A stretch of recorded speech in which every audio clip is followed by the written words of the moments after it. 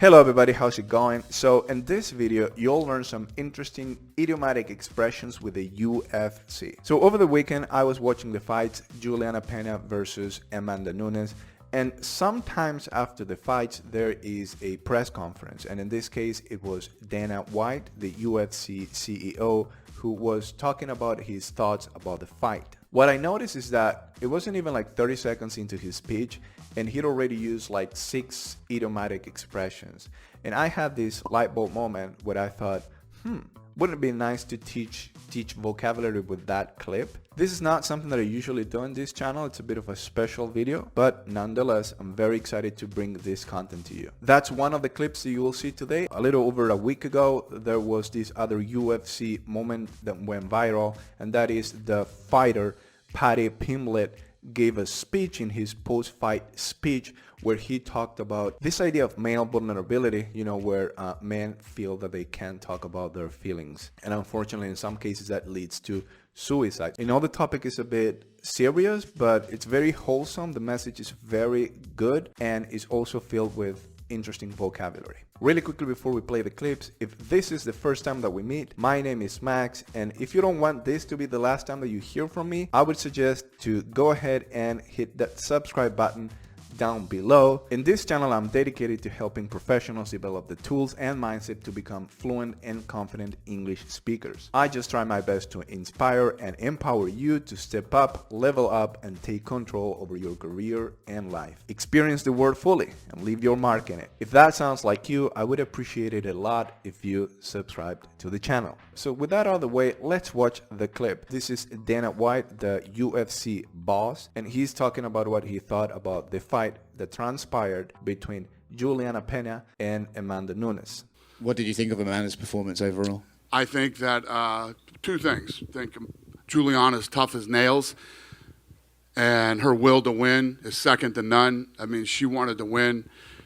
So there you have it. There are 3 different vocabulary items that we can break down from that clip. The first one is the word tough, which I think you might have heard before, and the word tough means strong. It's the opposite of weak. And when you say tough, you can mean that in a physical way. If someone is tough, they can go through pain, and this is the case of a fighter, especially if a fighter is losing the fight and they're getting punched and then getting beat up and they still continue to move forward, then you could say that that fighter is tough. But you could also use this word in relation to someone's mindset or mentality. If they're tough, they are strong and resilient in the face of hardship or pain. Of course, he doesn't just say tough, he says tough as nails.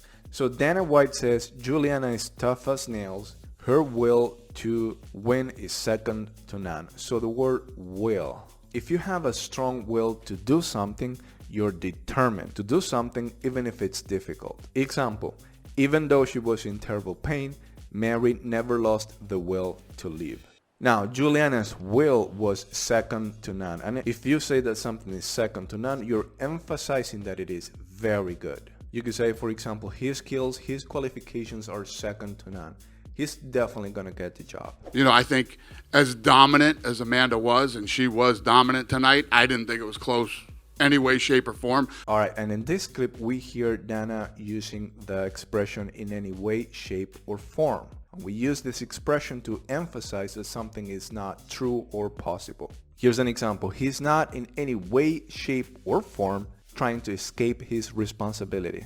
And there's also this interesting thing that Dana says. He says, as dominant as Amanda was, I don't think it was close in any way, shape, or form. So what I want you to actually pay attention to is that pattern, right? When he said, as dominant as she was not losing the fight. Now, I don't think that is an idiomatic expression necessarily, but it's a bit of a pattern that you can use to express your own ideas. Again, so think of an example where you are thinking about someone who is applying for a job, and you could say, for example, as skillful and determined he is, I don't think he's qualified enough for the job. So let's play one last clip. But she still looked a little gun shy to me, Gun shy, right? So if someone is gun shy, they're nervous or afraid to do something. If you're gun shy, you tend to overthink things and not take action and not actually do it. In the context of the fight here, between Amanda Nunes and Juliana Pena. Even though Amanda Nunes was so much superior to Juliana, she still was a little bit gun shy. She didn't really commit to, attacking her opponent so much because she was afraid that she was going to gas out, meaning she was going to get tired. And if she gets tired, then maybe Juliana could actually win the fight. And by the way, one comment about fluency is this concept of idiomaticity, idioms, idiomatic expressions in this clip. Even though you can be fluent and not use many idiomatic expressions, I would say that using idiomatic expressions does add an extra kind of like element or layer to your fluency. It adds some color to your speech. I would actually encourage you to add some idiomaticity to your speech. And what I've actually seen a lot of students do is they tend to overdo it sometimes, and they would just use idiom after idiom after idiom, which is not ideal, but I'd rather have that and then have that student cut back a little bit on the amount of idioms that they use, and that would result in someone who has kind of like a complete fluency package, which includes idiomatic expressions. So unfortunately, I can't play the clip with Paddy Pimblett because of copywriting reasons, but I'm going to read what he said, and I'll encourage you to go and watch that video if you haven't already. That clip has gone viral ever since. And by the way, another nice feature of that clip is that he speaks with such a strong Liverpool accent, a Liverpudlian or Scouse accent. I love each and every single person sitting in this crowd, lad. And if you're interested in accents at all, that is an interesting video to watch. So what he says is, I woke up on Friday morning at 4 a.m. to a message that one of my friends back home had killed himself. There's a stigma in this world that men can't talk. Listen, if you're a man and you got weight on your shoulders and you think the only way you can solve this is by killing yourself, please speak to someone, speak to anyone. I know I'd rather have my mate cry on my shoulder than go to his funeral next week. So please, let's get rid of this stigma and men start talking. All right, so that is a great message, and I'm glad that has gone viral. I've seen this clip being played on TikTok a lot, on Instagram. And let's actually break down some of the vocabulary that he uses. So first off, he says, I woke up to a message, right? So you know what the word wake up means, but you can also use it with the preposition to, meaning that was the first thing that you saw when you woke up. And then the most important word I think in this whole message is the word stigma. Let me actually read you the definition to this word, which is a strong feeling in society that being in a particular situation or having a particular illness is something to be ashamed of. For example, smoking carries a stigma. The stigma in this case is that men can't really share their vulnerability. For some reason, men are not willing to talk about their feelings, at least not as openly as women are. So the idea is that this stigma, we get rid of this stigma so that men can talk more openly about their feelings and not get to this point where they feel that they have to, kill themselves, right? So awesome word to add to your vocabulary.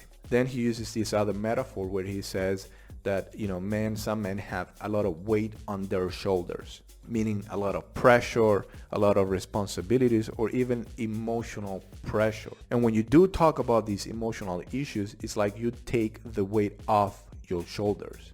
You let it out and you don't feel that pressure so much. He says, I'd rather, meaning I would prefer that this person did this than this, right? I'd rather have my mate cry on my shoulder, another idiom with the word shoulder, meaning I would rather have him tell me all of his issues, all of his emotional pains and everything. I would rather do that. I would rather have my mate cry on my shoulder than go to his funeral a week from now, for example. So two things there. I'd rather as a pattern, and then cry on someone's shoulder. But as an example, anytime you want to talk or cry on my shoulder, I'm here. And lastly, he said that we need to get rid of the stigma. So to get rid means to eliminate. That was a great, wholesome message. And as I said, I'm glad that it went viral because it's really important that a lot of people do take action and they're more willing to share their vulnerabilities and their emotional pains and everything. Alright my friends, I hope that you found this video useful, interesting, and you learned something. As I said, if you haven't done it already, subscribe to my channel so you make sure to continue hearing from me in the future. Have a fantastic rest of your day, and I'll see you next time.